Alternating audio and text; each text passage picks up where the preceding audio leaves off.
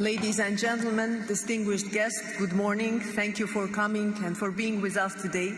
We have a long day and very interesting discussions, so stay with us. So, dear friends, welcome to Baku, to our Business Investment Philanthropy Platform. I'm delighted to be hosting this event with the COP29 presidency and our good friend Yusuf Abdullayev from Aspromo. This is the first business investment and philanthropy platform taking place fully in the Blue Zone in a plenary. It marks the importance of the role that you have. While governments and negotiations are essential to climate action, you have a key role to play as doers, with tangible solutions and the art of the possible. This platform follows on the COP28 last year, where our dear friend Badr Jafar hosted the Business Philanthropy Forum, then the Baku Business Forum held in May this year, and the Baku Climate Action Week held before COP29. During the months I spent talking to various non-state actors around the world. One of the key conversations we had was one about the need to create an ecosystem for businesses, which will make the climate change agenda not only ambitious and mandatory, but also practical and achievable. Such a system should encompass more than a few corporations in the developed world and must reach beyond the usual suspects.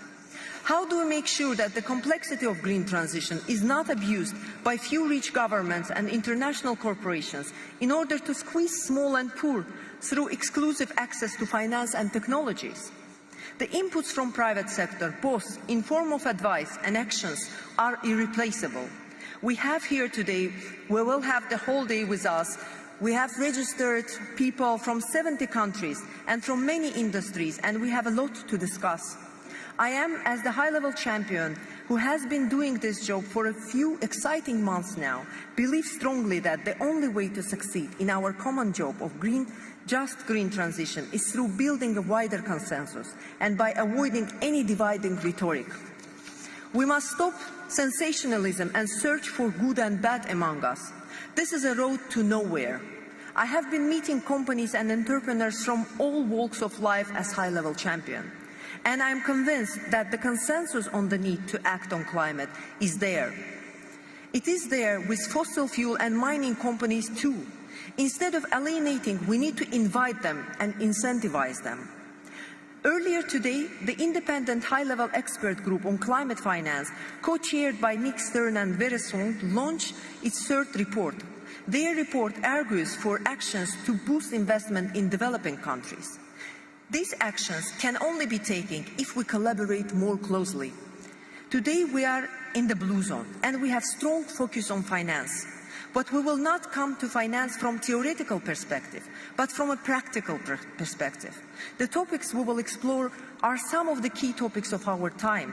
They will include investable NDCs, foreign direct investment and climate, opportunities in blended finance, sector transformation, and in adaptation finance. We need to advance in each of these topics, and they represent significant economic growth opportunities. Each session has been curated by us with a valued delivery partner selected to collaborate on this topic because of their expertise and networks. You will hear from CEOs, opinion formers, and experts. The global stock days from last year must not be forgotten. We need to leave the room today having exchanged solutions with an eye to 2050 and on near-term action.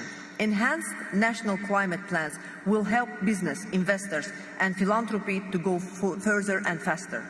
We need a whole-of-society approach. Yesterday, the champions published a report, Whole of Society Rallies to Support Strong National Climate Plans. This offers support from businesses and investors for investment-enabling policies. And critically, this Business Investment and Philanthropy Climate Platform, alongside the strong voices of investors, philanthropies, and businesses, will help give governments the confidence to set a fair and ambitious climate finance outcome at COP29. Thank you very much.